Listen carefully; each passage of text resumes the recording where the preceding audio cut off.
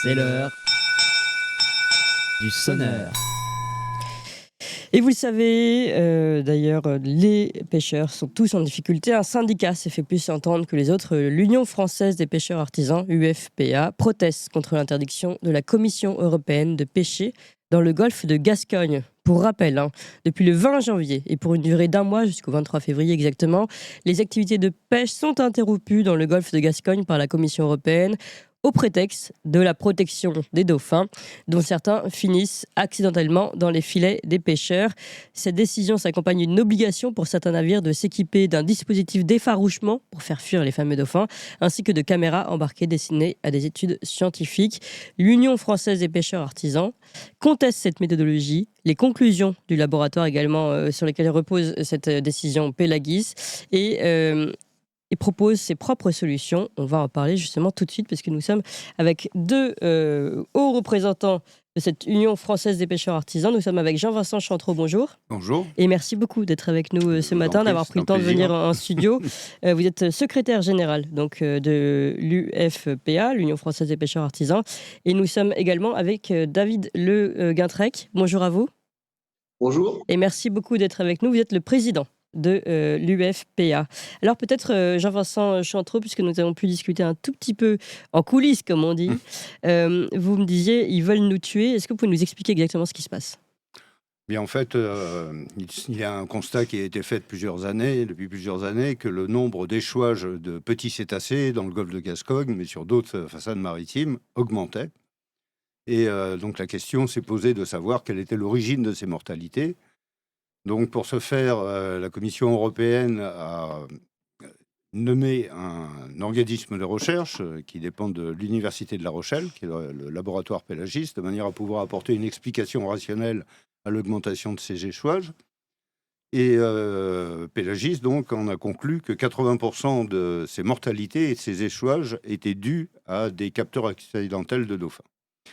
Donc, par filet de pêche. Par filet de pêche, par engin de pêche. Donc, chose que nous contestons, parce que toutes ces données scientifiques sont basées sur des hypothèses, à la fois de savoir si les dauphins flottent ou coulent, si les dauphins dérivent avec le vent ou avec le courant, ensuite de savoir si réellement il y a des traces de capture accidentelle sur les dauphins échoués, et même s'il y avait des traces d'échouage, si ces mortalités étaient anté-mortem ou post-mortem. Mais vous voulez dire qu'il n'y a rien de concret là ? Ça ne repose pas sur des exemples concrets ? Absolument pas. Ce ne sont que des théories scientifiques qui, en plus de ça, ne sont pas vérifiées par les résultats de l'année précédente, c'est-à-dire de 2024, puisqu'en 2024, il y a déjà eu un arrêt de pêche.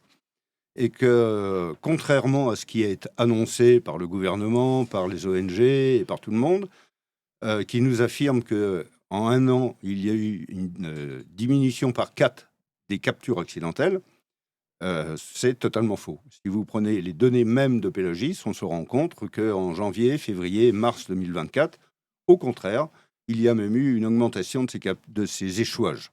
Ah oui, alors donc là, en effet, ça va complètement contre le discours donné. Alors on va tenter de comprendre pourquoi y a-t-il eu cette interdiction, qu'y a-t-il derrière vraiment, et est-ce que vous, alors je me tourne vers vous, David Le Guintrec, est-ce que vous avez pu constater, puisque là on dit c'est tout à fait théorique, ce travail de ce laboratoire Pélagis, c'est tout à fait théorique. Vous, qu'avez-vous réellement constaté finalement dans vos filets de pêche ?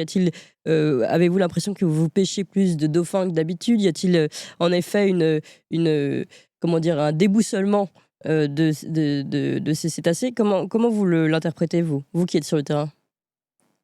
Nous, ça fait à peu près une dizaine d'années que nous avons remarqué qu'il y a de plus en plus de dauphins qui viennent sur la côte, qui viennent sur nos eaux. Donc forcément, il y a beaucoup plus d'interactions entre pêcheurs et dauphins. Et bien sûr, on n'est pas dans le déni. Il y a des captures accidentelles, mais pas sur le taux qu'on nous met sur le dos comme la culture Pélagis.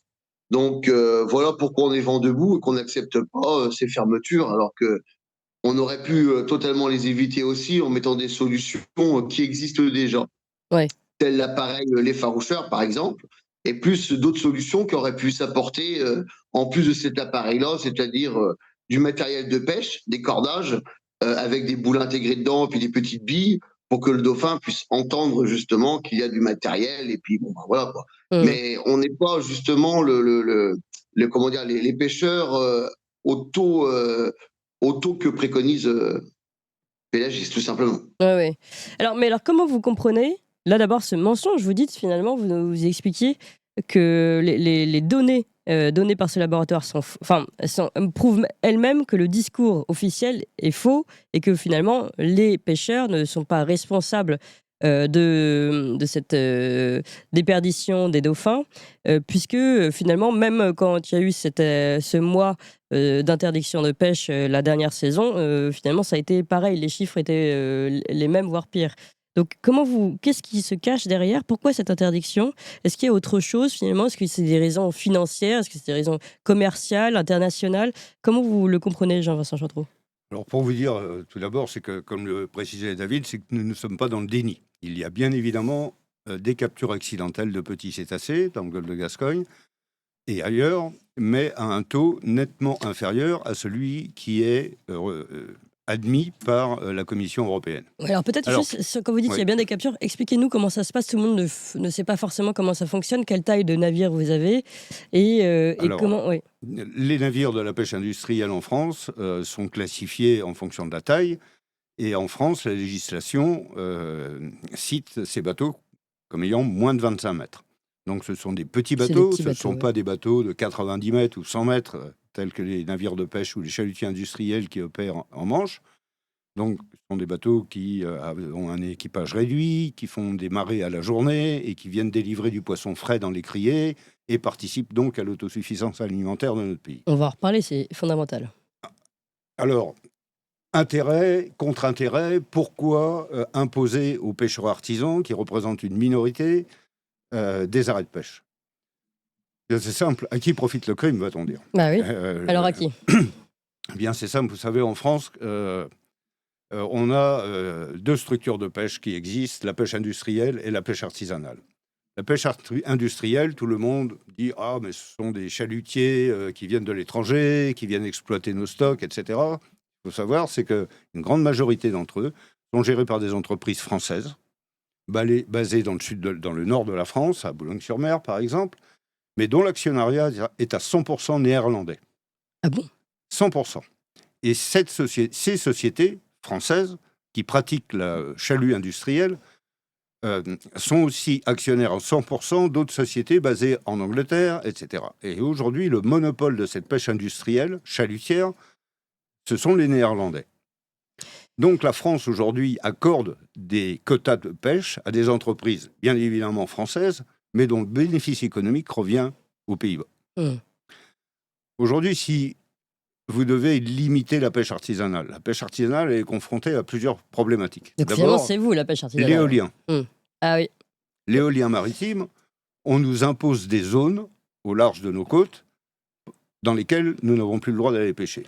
Oui, peut-être petite parenthèse, parce que nous avons travaillé sur l'éolien maritime, offshore, comme on dit, Oui. et celui-ci, pour le coup, a vraiment fait l'épreuve d'effets dévastateurs sur la faune et la flore maritime. Ah bah bien évidemment, d'autant plus que mais celui-ci, on ne l'accuse pas.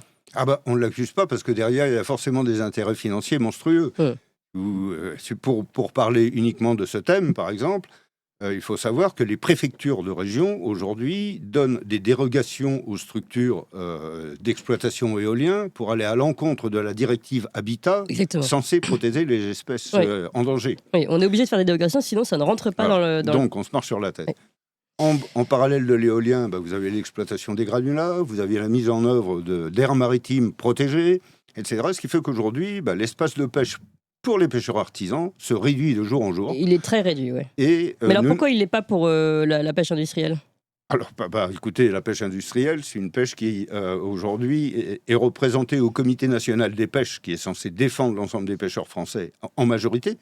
Au conseil d'administration du Comité national des pêches, il n'y a que des pêcheurs industriels qui ont la puissance de faire du lobbying au niveau de l'Union européenne et de la Commission européenne pour dicter des lois et des principes d'exploitation qui vont leur dans leur correspond. intérêt. En fait, on est exactement dans le même schéma que le schéma agricole. Tout à Nous, fait. on a l'habitude de recevoir l'organisation rurale Ouais. et qui ne se fait pas entendre à cause, qui ne peut pas défendre les petits agriculteurs à taille familiale à cause d'une FNSEA complètement soumise C'est aux industries. exactement la même problématique. Aux industries. C'est incroyable. Ouais. Il se passe la même chose. Et on est en train de tuer nos petits agriculteurs et nos, entre guillemets, petits pêcheurs, pêcheurs à taille familiale, qui, eux, je voudrais bien qu'on revienne là-dessus, David Le Guintrec, justement, sur le fait que, évidemment, vous, comme les agriculteurs, vous servez, vous aimez la nature dans laquelle vous êtes. Sinon, vous ne seriez pas pêcheur. C'est quand même un métier très difficile. Est-ce que vous pouvez nous rappeler peut-être aussi cet accompagnement de la nature et que, évidemment, vous êtes vous-même très conscient